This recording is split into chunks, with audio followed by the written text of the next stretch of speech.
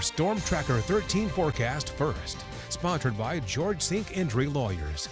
Good Tuesday morning. The time is 9 a.m. and we're taking a live look outside Gulfstream Cafe where we're seeing partly sunny skies. Very similar to what we were waking up with this time yesterday, just a mixture of some clouds and blue sky.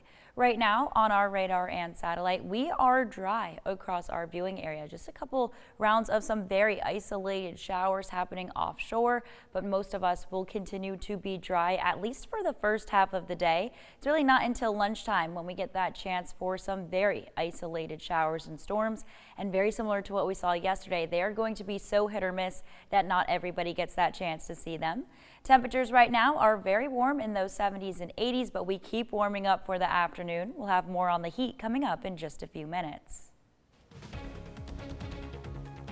Today on News 13 Now, a very special swearing in for the Horry County Sheriff's Office newest deputy. He's got special training and 4 legs. Plus, a years-long political struggle in one Grand Strand town is finally over. Find out what's first on the agenda for the new mayor of Atlantic Beach. Then a little later, the end is near. The Army Corps of Engineers is almost finished replenishing our sandy shores. We'll have a progress update. Coverage you can count on at 9 starts now. Good Tuesday morning to you all. Thank you so much for joining us for News 13 Now. I'm Adriana Cotero. And happening today, the Myrtle Beach Planning Commission will resume talks about a controversial ordinance to limit capacity for new bars along Ocean Boulevard. That proposal would limit occupancy for any new bar or nightclub on Ocean Boulevard to 150 people. Now, bars and restaurants licensed as of May 12th would not be impacted. City leaders say the goal is to make the city more family friendly. But critics argue the proposal would put any new businesses at a disadvantage and might discourage any new development. Well, today's meeting is set for 1:30 and News 13 is sending a crew. City Council has the final say. Also happening today, the Horry County Sheriff's Office will swear in a new officer. We're talking about the 4-legged kind. Mickey, a 4-year-old Czech Shepherd, will take the oath of office this morning at the Sheriff's Office in Conway. He becomes the agency's first canine trained in apprehension. Mickey's also trained in tracking and drug detection and will help with searches at J. Reuben Long Detention Center and high-risk traffic stops. He's got a big job there.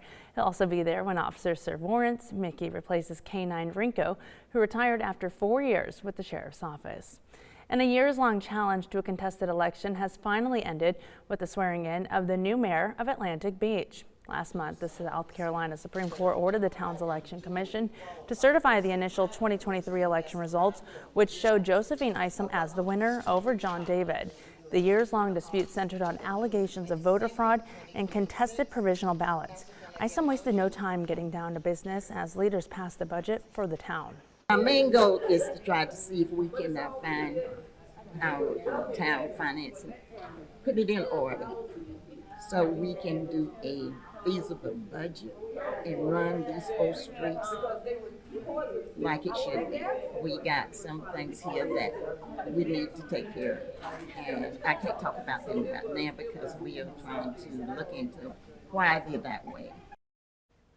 Also at last night's meeting, council voted to remove John David as mayor pro tem.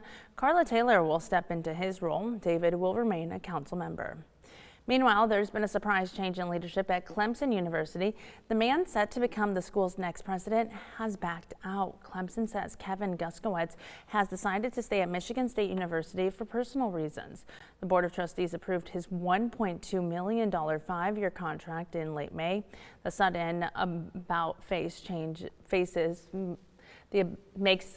The sudden change makes what the start of the school year will look unclear, and it's raising questions for some students getting ready to start their first semester on campus. Just surprised that he canceled like this close to school. It's only a few weeks beforehand, so I don't know what that's going to mean for us.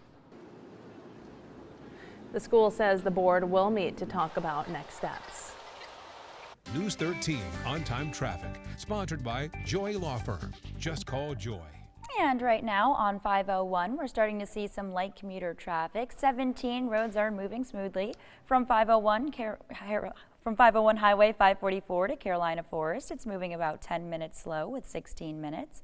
Drive times for 17 Farrell Parkway to Glens Bay will take you 8. 17 Mr. Joe White to 82nd Parkway right now is moving at 12. And 95 all the way up to Lumberton, we're continuing to move nicely, very similar for parts of downtown Florence, where we're not seeing any slowdowns early this morning. 52 Palmetto to I-95 will take you 7 minutes. 76 5 Points to Irby's moving at 5. And 95 TV Road to 76 is moving on time with 10 minutes. Krista, thank you very much. Well, the Johnsonville police chief speaking with News 13 just days after he and the entire police force announced they'll be handing in their badges. Chief Ron Douglas says the decision came after City Council denied his request for raises for him and his 2 officers of $8,000 each. The combined annual salaries for all 3 was $180,000. Chief Douglas says he hoped the money would come from vacant positions within the department. It was a little disappointing, but I kind of anticipated it. And like I say, that was an 11th hour attempt for me to save the team here and save the police department as we know it, because that would not match the salaries of other law enforcement agencies either. My officers would still have been a little below other agencies. So it wasn't like we were trying to outpay anybody. News 13 asked residents about their thoughts on the resignations. Take a listen. Our safety for our children and our elderly, as well as the community. We don't know who's going to help us in our time of need. It was scary. I mean, we're all worried now that, you know, it's getting bad anyway. And who are we going to call? I mean, it's really disheartening. Chief Douglas's last day on the job will be July 16th. The other officers have already stepped down and accepted positions with another agency. Meanwhile, on the Grand Strand, the city of Myrtle Beach is sharing next steps in its search for a new police chief. The city manager and assistant city manager will meet with a consulting firm this week to go over about 100 applications from across the country. They'll then select semifinalists who will have virtual interviews toward the end of this month.